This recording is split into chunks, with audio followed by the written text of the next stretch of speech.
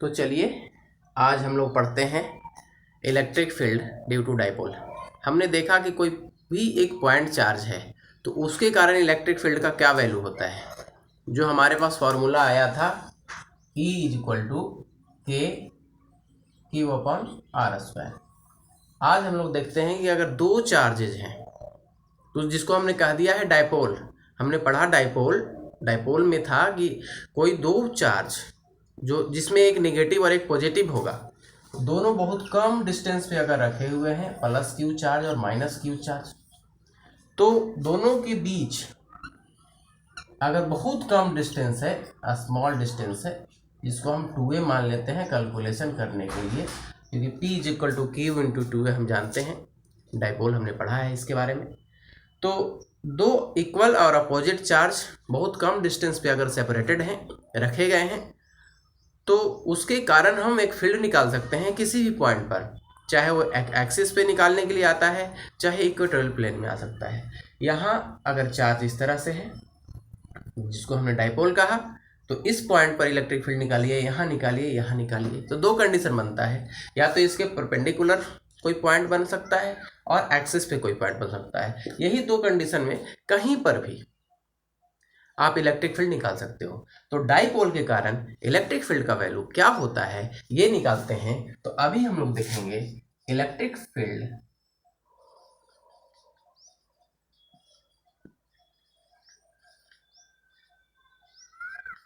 Due to dipole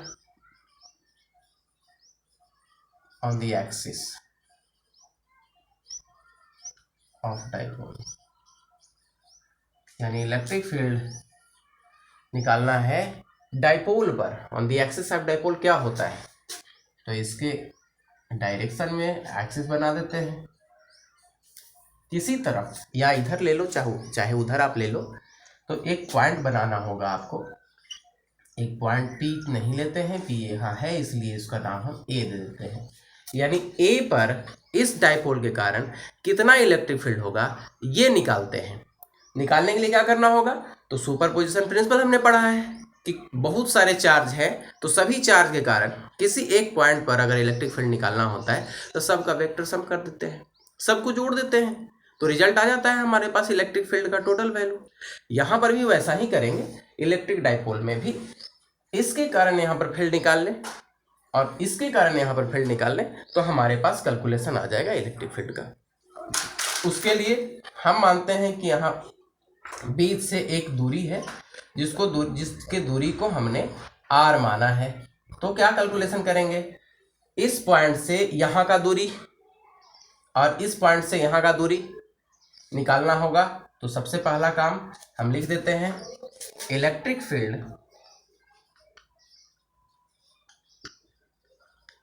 at A due two plus charge के कारण electric field निकालते हैं। तो जानते हैं हमारे पास फॉर्मूला है इलेक्ट्रिक फील्ड का E = K Q/r²। R का वैल्यू क्या है हमारे पास, तो ये टोटल डिस्टेंस A से इस पॉइंट पर, जिसको हमने बीच में एक पॉइंट हमने माना है O मान लेते हैं। तो ये दूरी हमारे पास A से O के बीच की दूरी R है।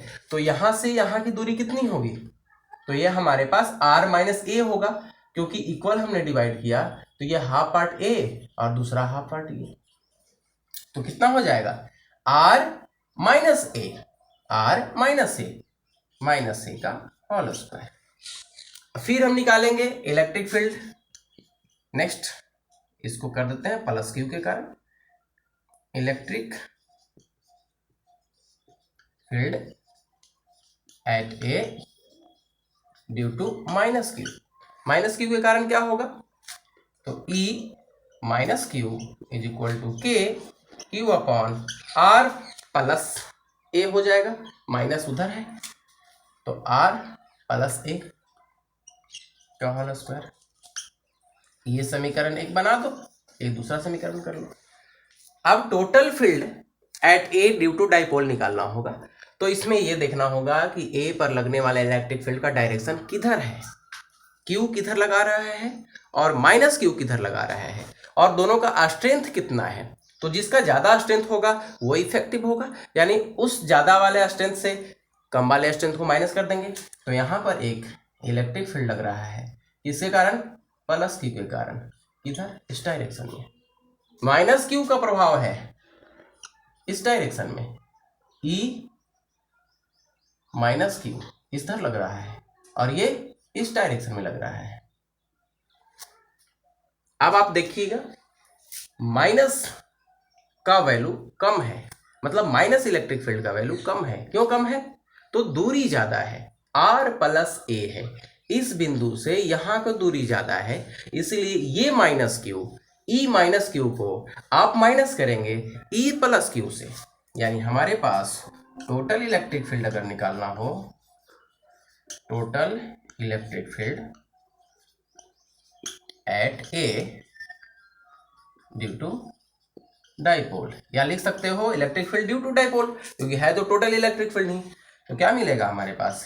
E is equal to E plus Q minus E minus Q, क्योंकि डायरेक्शन क्या है? अपोजिट है। किसी एक में से तो आपको एक को घटाना होगा। एक फोर्स इधर लग रहा है, दूसरा फोर्स इधर लग रहा है, नेट फोर्स क्या करते हो आप? वेक्टर सम कैसे करते हो? माइनस करते हो आप, डायरेक्शन को कंसीडर करते हुए। यानी डायरेक्शन को कंसीडर करते हुए अगर जोड़ घटाव किया जाए तो वेक्टर है वो। निगेटिव पॉजिटिव इंडिकेशन है कि किस डायरेक्शन में जा रहा है। तो डायरेक्शन यहां देखेंगे, ये है इस डायरेक्शन में राइट हैंड, और ये लेफ्ट हैंड की तरफ डायरेक्शन में है।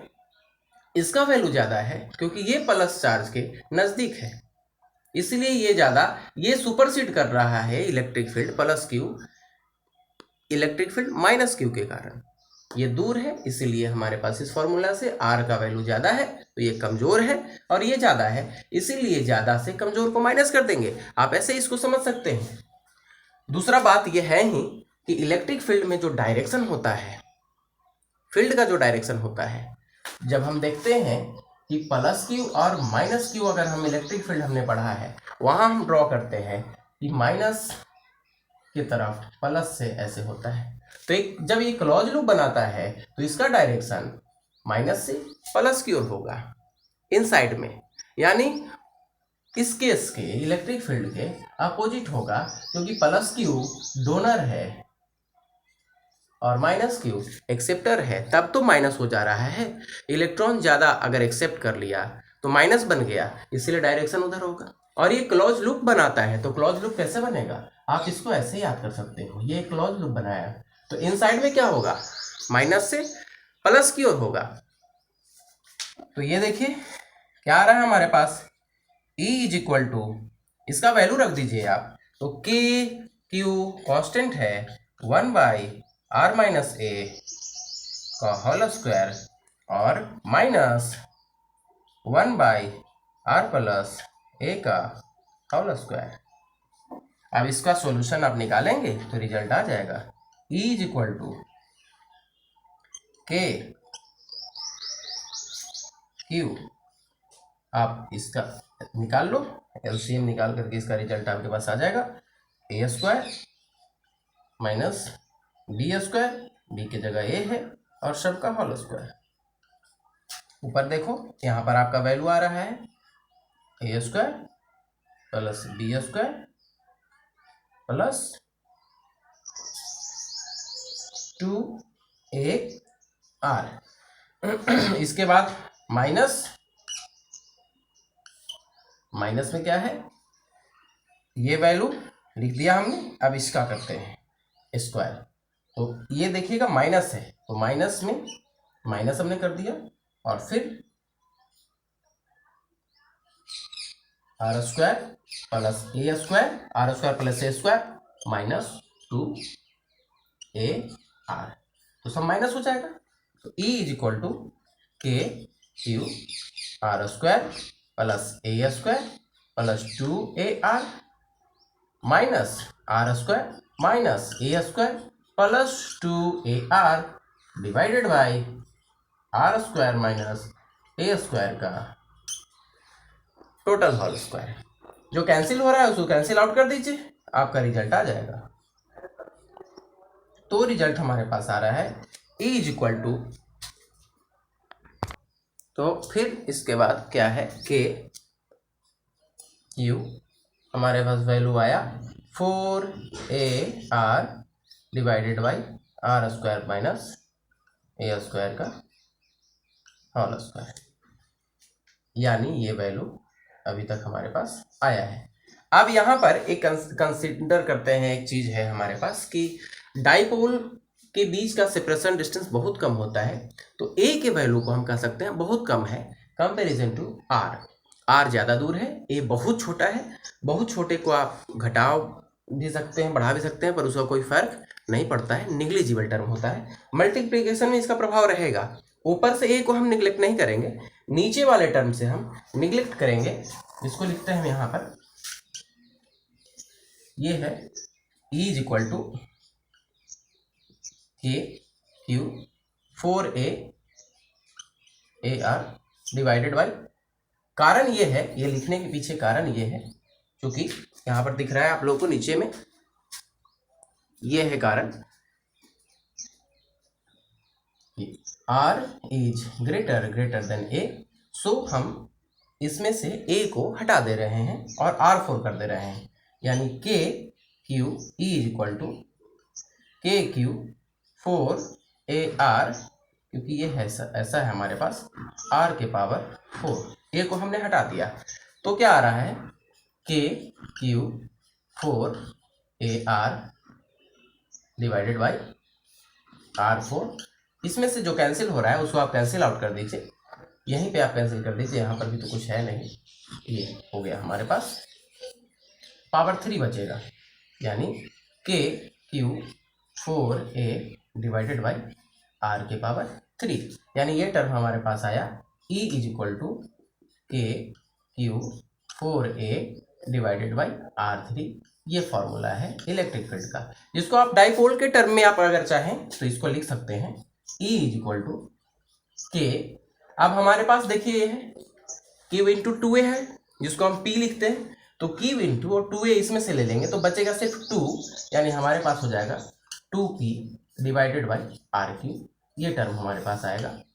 देखने वाली बात यह है कि जहां पर एक सिंगल पोल के लिए, यानी सिंगल चार्ज के लिए, डाइपोल मतलब दो पोल आप कह सकते हो, दो चार्ज बना इक्वल अपोजिट, तो डाइपोल कहलाया। तो एक चार्ज के लिए जब हम निकाले थे तो रिलेशन हमारे पास आया था E प्रोपोर्शनल 1/r², लेकिन जब यही डाइपोल के लिए आया तो रिलेशन आ रहा है डाइपोल के केस में 1r3, यानी ये इन्वर्सली प्रोपोर्शनल r3 है और ये इन्वर्सली प्रोपोर्शनल r² है। ये टर्म इसमें इंपॉर्टेंट है। इसके बाद हम देखेंगे कि डाइपोल के कारण एक्सिस आ गया, इसके बाद आता है इक्वेटोरियल प्लेन के लिए। आप इसको स्क्रीनशॉट लेकर के आप नोट्स बना सकते हैं, ये इंपॉर्टेंट है। और इस चैनल को आप लोग सब्सक्राइब कीजिए, शेयर कीजिए, ज़रूरतमंद तक पहुंचाइए। 12 का ये इंपॉर्टेंट टॉपिक है और आगे देखेंगे जो प्रॉब्लम होगा, जो आप लोग रिक्वेस्ट भेजेंगे उसके अनुसार वीडियो हम बनाते रहेंगे। आप लोग शेयर कीजिए, सब्सक्राइब कीजिए, और कुछ डाउट होता है तो लिखिए, उसके बाद हम आप लोगों को बताएंगे। Thank you very much.